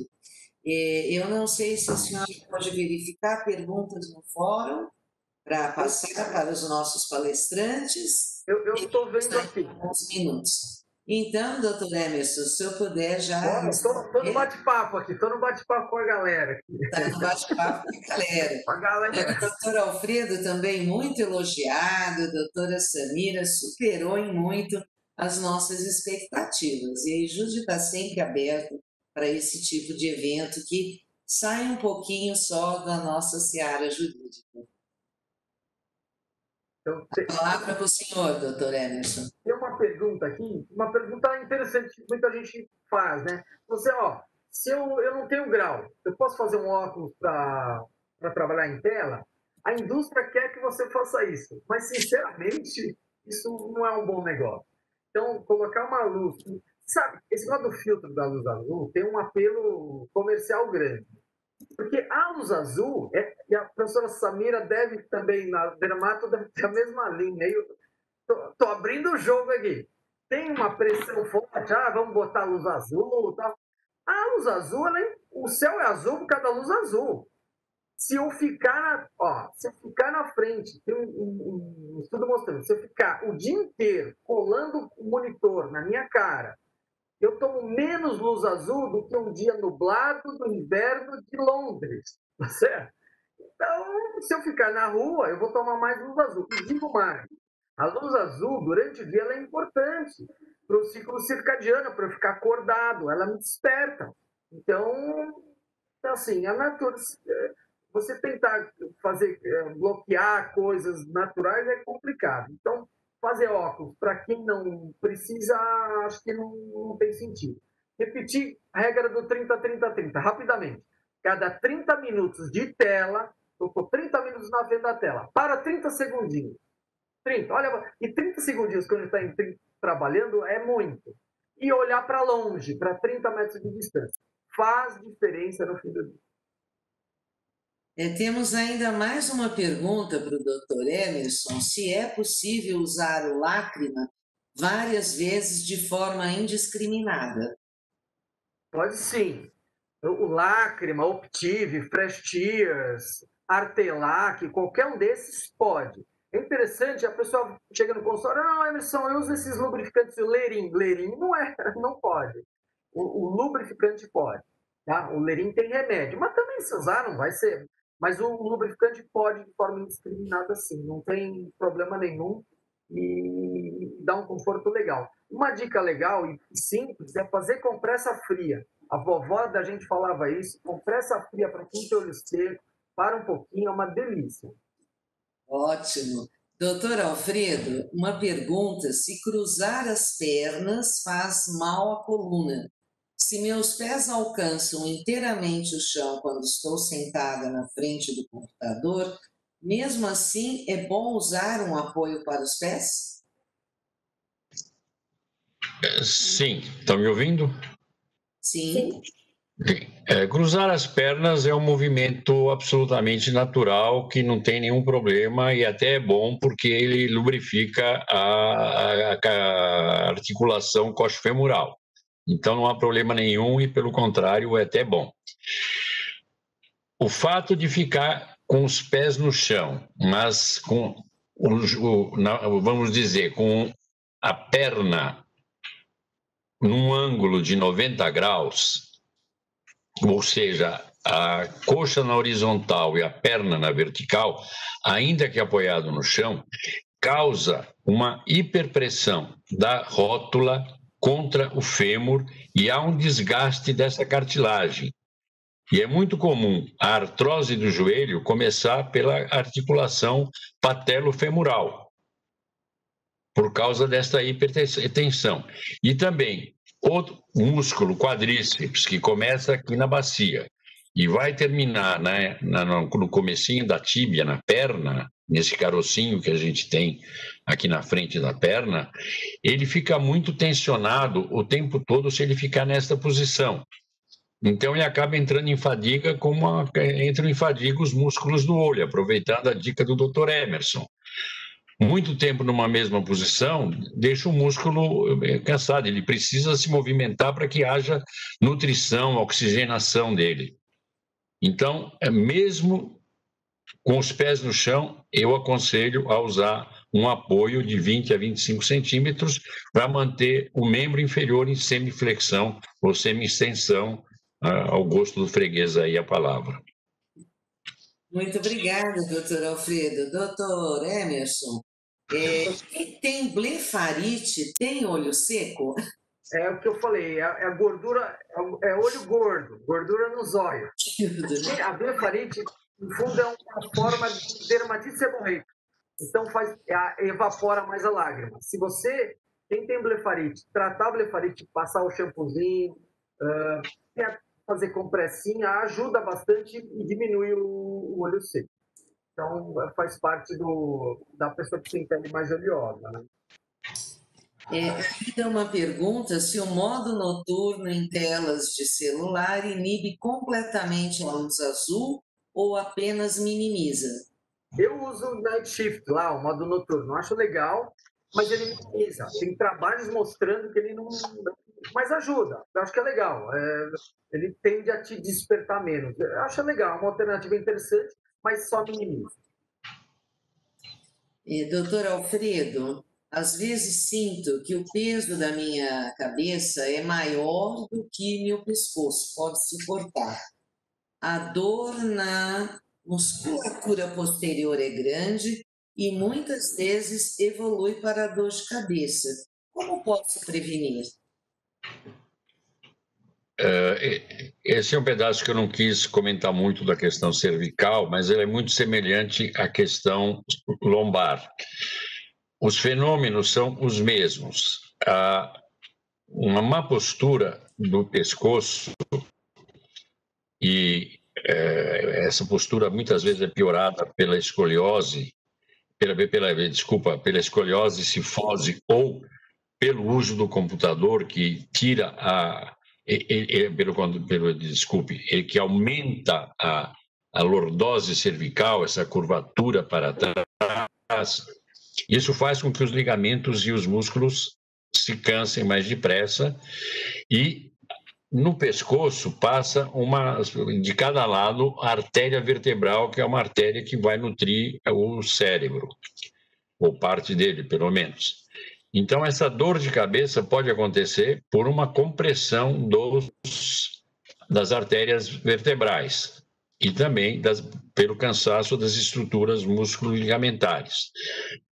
A profilaxia é a mesma, é levantar, fazer movimentos com o pescoço, tentar alongar o pescoço, rodar o pescoço e seguir uma regra, mas o doutor Emerson é 30, 30, 30, eu não tenho essa numerologia prática, mas seria, ficou meia hora no computador, levanta um pouco, vai tomar um copo d'água, se movimenta, dá uma de dançarina de rumba, rebola, faz uma opção de coisa para que todo o organismo se movimente um pouco, a musculatura eretora da coluna se trabalhe um pouco, se oxigene, e com isso vai diminuir essa dor de cabeça e essa pressão que você sente na coluna. Por outro lado, é possível também que haja uma hérnia que está atrapalhando o fluxo do líquido cérebro-espinhal e que acaba dando um pouco de dor de cabeça pela, digamos, menor circulação do líquido do líquor, aquele líquido que é o líquido cefalorraquidiano. São várias as possibilidades, mas relacionadas ao computador é mais a postura e o excesso de tempo que se fica. Doutor Emerson, tive por 2 vezes a impressão de sentir flashes de luz quando estava com os olhos fechados. É assim? E por que esses flashes acontecem?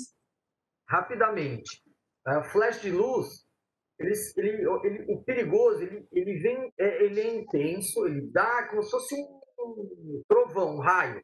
E aí, o perigoso é quando vem o flash associado à mosca, muita mancha. Não essas mosquinhas que todo mundo tem, mas se de uma hora para outra tiver um monte de mancha, flash, esse é perigoso. Um flashzinho quando está dormindo à noite, isso é normal, tá? Um brilhinho. Mas tem um raiozinho e um monte de coisa passando na frente. Esse tem que ver rápido.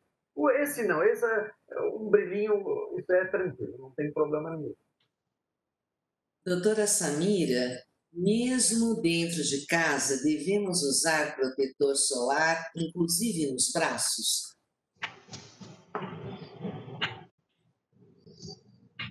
Por favor, o microfone, doutora Samira. Isso, obrigada. Desculpa. Não, eu não acho que tem necessidade de usar protetor solar dentro de casa, exceto se você tiver o melasma. O melasma, as mulheres têm muito problema com esse melasma, são peles mais pigmentadas e que têm uma sensibilidade extra do melanócito, né? A qualquer iluminação, o melanócito pode liberar a produção de melanina. Não que tenha mais melanócitos essas pessoas. A diferença de uma pele pigmentada de uma pele menos pigmentada, você não pode definir isso geneticamente, porque o número de melanócitos de uma pessoa de pele pigmentada para uma pele menos pigmentada é igual. O que difere é a produção de melanina. Eu diria que é insuficiente a produção de melanina nas pessoas de pele menos pigmentada.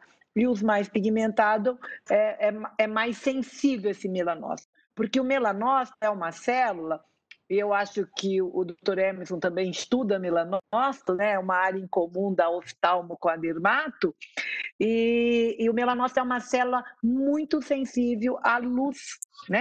A luz ele pode produzir. Agora, se ele produz mais melanina com a luz visível, isso tem trabalho colocado que ele produz. Agora, eu pergunto, essa luz visível não tinha ultravioleta A de de comprimento de onda longo? Então, os trabalhos não são bem desenhados. E como o Dr. Emerson falou, o apelo da indústria na venda do protetor solar é uma venda muito boa, é um marketing muito bom. Vender creme, vender protetor solar, né? Isso a indústria não investe tanto na pesquisa, ela investe na mídia e aí a população pede para o médico, né? Então é meio inverso isso, a verdade é essa. Então, depende. Se você tem uma pele muito pigmentada, tem um melasma, eu usaria um protetor solar, porque querendo ou não, você está exposto a uma janela. Agora, não precisa repetir tanto quanto a gente está na rua. Seria mais por causa da pigmentação. Agora, se você trabalha fora, sim, você tem que repetir no mínimo a cada 2 horas. Doutora, para quem tem rosácea, dermatite, já alguma lesão na pele e vai trabalhar 10, 12 horas em 2 telas de computador, que é o que está acontecendo com o nosso pessoal durante a pandemia. Nós trabalhamos com 2 telas e passamos praticamente o dia todo diante delas. Seria interessante um protetor, e que tipo de protetor a senhora poderia repetir para evitar essa luz que a tela emana? Então, para a rosácea é uma doença inflamatória. Na verdade, a gente não sabe a causa da rosácea. Ela é uma inflamatória e ela tem uma forma ocular que é horrível, né, Emerson? Dá um É muito trabalho. chata. Né? Então, a rosácea, ela é inflamatória, é uma doença inflamatória. Se ela é uma autoinflamatória, se ela é um defeito na minha resposta, da minha imunidade que eu tenho, que às vezes a gente tem algum defeito, tem uma expressão mais de tool-like receptor, que são receptores de célula que estão ligados com a minha imunidade inata ou a minha imunidade específica, a gente não sabe. A gente sabe fatores que pioram essa rosácea, tipo o estresse, calor local piora a rosácea, alimentos piora a rosácea, temperatura de banho piora a rosácea, o uso não devido de cremes piora a rosácea. Então, eu acho que são outros fatores envolvidos. Eu não diria que a tela do computador ela piora. Talvez o ambiente virtual é mais estressante. A hora que eu comecei a passar aqui, eu apertava aqui e não ia. Isso é um estresse, né? Aí eu fui apertando todos os botõezinhos para poder dar sequência nos slides, né? Então, esse estresse talvez esteja mais relacionado. Inclusive, tem uns capacetes que eu mostrei aqui para vocês, utilizam na rosácea para diminuir a inflamação. Por quê? Porque diminui a imunidade na pele. E quando eu diminuo a imunidade na pele, eu diminuo a resposta inflamatória. Eu tenho um benefício. A gente usa luz intensa pulsada, que tem um comprimento de onda de mais ou menos 590 até 600 nanômetros, a gente usa, que é a luz intensa pulsada, para tratar a rosácea. Melhora a resposta inflamatória. É impressionante. Para tratar a acne, melhora aquelas lesões acneiformes. Não cura. A cura vem com a etiologia, né, que a gente sabe a causa, e aí que a gente consegue a cura. Não sei se eu fui clara aí nesse sentido. Então, eu acho que tem que usar um creme apropriado, evitar fatores desencadeantes e tornar o ambiente virtual mais agradável possível. Muito obrigada, doutora. Ainda para o doutor Alfredo, quem tem condromalácia patelar que evolui para uma artrose, ficar muito tempo sentado vai piorar as dores? Como prevenir? A condromalácia, ela já é uma situação em que o metabolismo cartilaginoso não respondeu bem à variação hormonal. A condromalácia, ela é muito mais frequente em mulheres do que em homens. Se não cuidar, fazendo exercícios e tomando alguma medicação condroprotetora, muito provavelmente vai evoluir para um quadro artrósico. Então, a gente recomenda a feitura de exercícios de alongamento, aplicações de gelo ou calor, que Não existe ainda hoje um consenso se calor é melhor que gelo, gelo é melhor que calor. Tem gente que se dá melhor com um e com o outro. E fazer uma avaliação periódica da situação cartilaginosa, isso, um exame clínico e uma radiografia bastam, e tomar alguns cuidados, porque a condromalácia tende a levar mais facilmente. Dizer que a artrose do joelho também é uma coisa que se estuda muito e se sabe muito pouco. Por que dá mais no joelho do que qualquer em outro lugar? Ainda não temos essa resposta. Mas, objetivamente, em relação à condromalácia, é bom ficar um pouco mais esperto.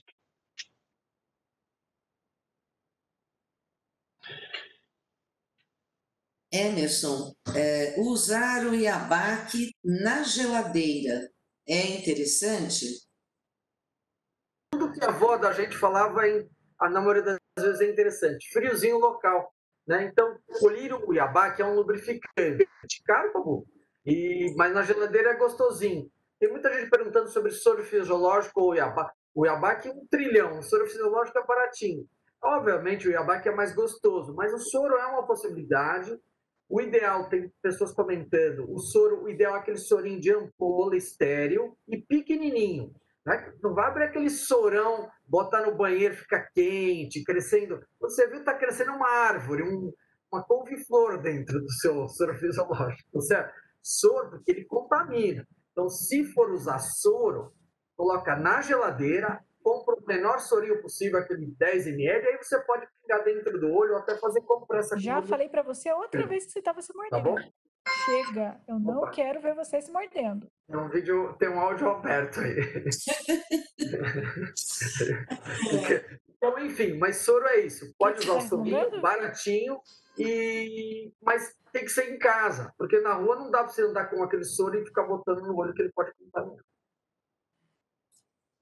Eu vou pedir.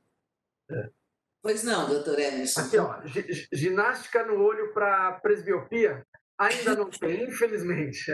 Adoraria. Eu estou chegando nessa fase aqui, olha, o braço está ficando curto, estou num problema, ainda não tem nada para isso, muito bom. Viu? E nem para não ter rugas, viu? É a mesma coisa, né? A história é a mesma, né? Da visão de perto, aí me dá um negócio para não ter ruga. Não faz aniversário, né? Olha, nós ainda temos dezenas de perguntas e uma sugestão da desembargadora Alicante, que diz: vamos precisar de uma segunda rodada, doutora Lorena. Todo mundo gostou demais dos palestrantes, acredito que já completamos o nosso horário. Vou passar a palavra à doutora Lorena e à doutora Patrícia para que se despeçam. Mais uma vez, a EJUDE agradece muito a participação dos doutores. O tempo de vocês é muito precioso e hoje foi muito agradável e pudemos todos ter grandes esclarecimentos. Peço desculpa aos colegas que ainda gostariam de ter as perguntas respondidas. Se houver possibilidade, nós vamos encaminhar para os palestrantes. Doutora Lorena, a palavra para a senhora. Muito obrigada, doutora Maria José. É uma grande alegria receber esses nossos palestrantes tão maravilhosos que nos ajudaram tanto.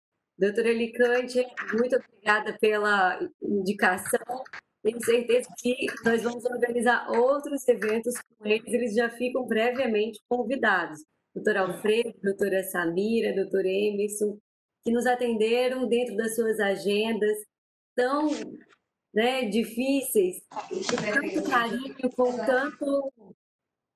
com tanta boa vontade. Muito obrigada. O Programa Trabalho Seguro, em nome das 3 gestoras, agradece demais a presença dos senhores também. E eu passo a palavra à doutora Patrícia.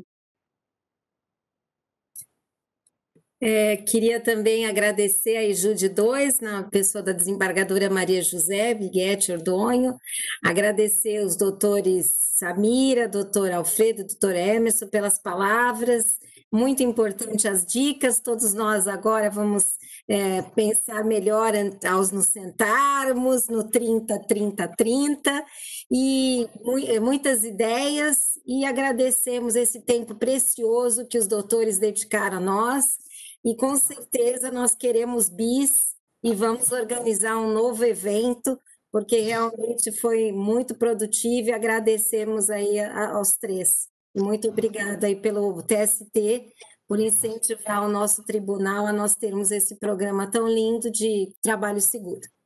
E teremos novidades também no programa de combate ao trabalho infantil, incentivo à aprendizagem, todos aí alertas aos eventos da EJUDE e das nossas comissões. E agradecemos também ao nosso presidente Vidigal pela oportunidade que nos dá de trabalhar nesse programa tão maravilhoso. Obrigada. Obrigado.